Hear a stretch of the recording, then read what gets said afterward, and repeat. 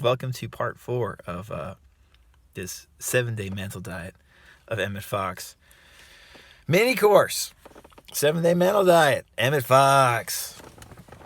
If you've been watching these videos, you're probably beginning to get a sense of why I'm making them. Even though some people, most notably that I can think of, Joseph Rodriguez, have made some really good videos about the 7-day mental diet, I think just the way that we're going over it here in this mini course is a little bit different. And I'm spending a lot of time on the text, honestly, so we can hopefully pick up some nuances and some different ways to interpret and apply the information. Just because that's what I don't think we do enough is we're not encouraged to really look at this information and then apply it in a way that best suits us, and that's what I like sharing with people. I think I have to talk about this more in general. There's this highly practical element to these manifesting teachings. And it's not usually sensationalistic. It's like, this is just how you can learn. If you start applying this stuff practically in a nuanced way, this is how you can learn how to feel better about yourself, feel better in general, and see things in your external world therefore change. It doesn't mean you can't specifically focus on changing external things, but the emphasis always comes from within, and not enough people talking about this stuff these days really talk about the nuances, the practical nuances of working on yourself and what comes up, the resistance, the quote-unquote resistance that comes up, the feelings that we have to deal with to feel better. That's what I like to do. That's why I offer coaching and counseling. I work with people who want to feel better, and then, they'll get other results probably from feeling better, but I love working with people who want to work with this stuff in that way, that aren't necessarily looking to manifest, a $300,000 a year job or something like that, or some crazy SP situation or whatever, or become a multimillionaire in 2 years. I mean, that's all great. There's other quote unquote coaches that will do that. I'm not a manifesting coach. I'm a life coach. I'm a stress management counselor. I want to work with you. And that's why I love sharing these teachings, because I know I can't work with all of you. I can't even work with, I can only work with a small fraction of the people watching this. But by sharing these teachings, you get a sense of the kind of work that these teachers like Emmett Fox were trying to impart on people. This very helpful, practical, nuanced advice. And again, that's what makes the 7-day mental diet so powerful as a tool if you want to use it. You don't have to use it, obviously, but it's a very, very good tool to use. Let's go into some more specifics, because we really haven't gone over that many specifics yet. So this next part of the pamphlet, he's going to start talking about some of the specifics of this diet, because he's used some grandiose language like mind control, and it can be easy to be get a little bit thrown off, right?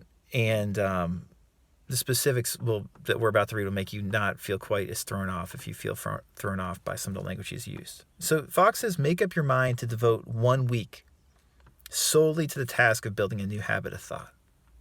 And during that week, let everything in life be unimportant as compared with that. Now, this is important. What he's saying, we have to focus on our thoughts and how we react to things during this week. He's going to go over later, this doesn't mean that you go in a cave and do this. You're still going to live your normal day-to-day life. Okay?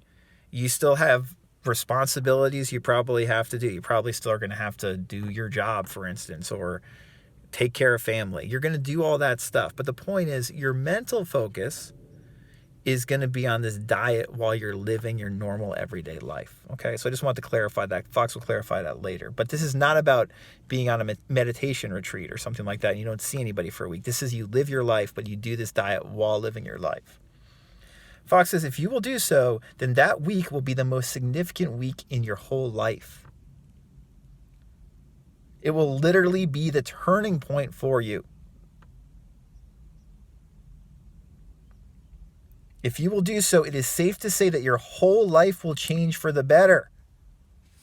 In fact, nothing can possibly remain the same. This does not simply mean that you will be able to face your present difficulties in a better spirit. It means that the difficulties will go. This is the scientific way to alter your life, and being in accordance with the great law, it cannot fail.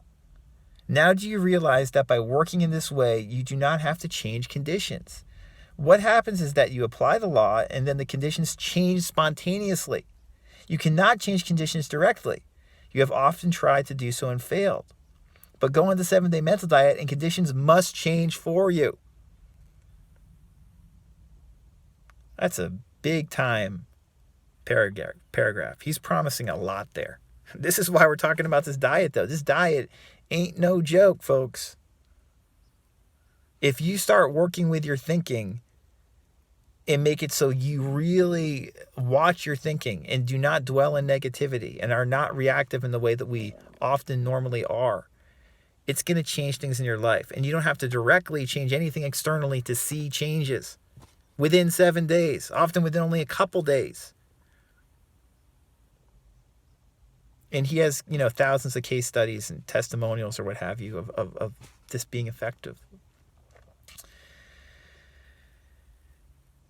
And, he's promising a lot there. You have to test this out for yourself. But in the very least, even if this doesn't, he calls this literally the turning point for you. Even if it's not literally the turning point or the most significant week of your life, even if it's not that, the point is it's going to do something to you if you follow this diet for a week. Something significant. So we're finally getting to the actual instructions, right? Sorry this took so long. I just really want to focus on the nuances because I think they're important. Fox says, this then is your prescription. For 7 days, you must not allow yourself to dwell for a single moment on any kind of negative thought. You must watch yourself for a whole week as a cat watches a mouse, and you must not, under any pretense, allow your mind to dwell on any thought that is not positive, constructive, optimistic, kind. So you might hear that and be like, that's impossible. Not to dwell on for a single moment on any kind of negative thought. And I'm here to tell you that it might be impossible. But you can try your best to do it. And if you try your best to do it, not to dwell on negative thinking. And he's going to go into more specifics of what he means by that. And it's not quite as grandiose when he goes into the specifics. If you do your best not to dwell on negative thinking, and as soon as you notice yourself starting to dwell on anything negative, you just stop. You're going to get profound effects from doing this diet for a week. But, he's about to be honest here. This is what he says. This discipline will be so strenuous that you cannot maintain it consciously for much more than a week. But I do not ask you to do so. A week will be enough, because by that time, the habit of positive thinking will begin to be established. Some extraordinary changes for the better will have come into your life, encouraging you enormously, and then the future will take care of itself. The new way of life will be so attractive and so much easier than the old way that you will find you're mentally aligning yourself with it almost automatically. So he's saying if you do this for a week where you turn away your negative thoughts and you do not allow yourself to dwell whatsoever on negative thoughts, and they might be bombarding you throughout this week, negative thinking, but you do not allow yourself to dwell on it. And we're going to go on next video, or maybe 2 videos from now, depending how much I can cover in each video. We're going to go on what dwelling really means here. But he says you must watch yourself for a whole week as a cat watches a mouse. You must watch your thinking, how you react to things. And you must not, under any pretense, allow your mind to dwell on thinking that's not positive, constructive, optimistic kind. Now, this does not mean that you have to, when you have a negative thought, because you're going to have negative thoughts probably all the time while you're doing this diet, particularly probably the first couple days. That does not mean you have to try to turn a negative thought into a positive thought. It means you just have to acknowledge that it's a negative thought and just stop thinking about it. And then the next negative thought might come. You stop thinking about that. And you do this over and over again. And this might sound almost like esoteric when I'm talking about it right now, but he's going to make it seem a lot less esoteric when he starts going a little more into detail about what dwelling means, to dwell. He gives the metaphor of like, if you're by a fire and there's like a spark and like an ember, a hot ember goes on like your sweater, and you immediately bat it off. That ember is not going to make a hole in your sweater. But if you don't immediately bat it off, you're going to get a hole in your sweater.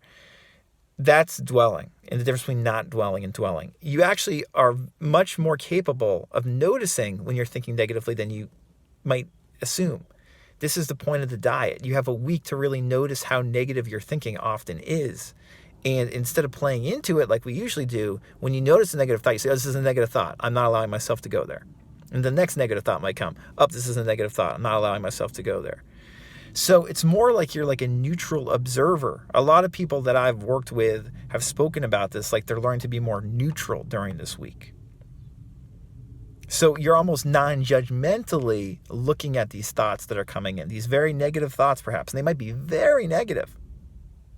And you're non-judgmentally being like, oh, that's a negative thought. I'm not going to dwell on this. And, perhaps we'll talk more about this, but something that really helps is like, being emotionally intimate with yourself, as I like to talk about, like in like the letting go or releasing process that David Hawkins talks about so well in his book, Letting Go. I'll put a link above to, a podcast episode we did on the letting go process. So noticing that like your thoughts might be seemingly crazy and negative, and notice how you react, like you feel uncomfortable, and just being like, oh, my thoughts are crazy and negative right now. I don't feel well, like my chest, my stomach, my throat, like I feel tight. Just allow that all to be there and be neutral about it to the best of your ability. So Fox doesn't beat around the bush. He says this is real hard to do for more than a week, and you shouldn't probably do it for more than a week, especially the first time you try.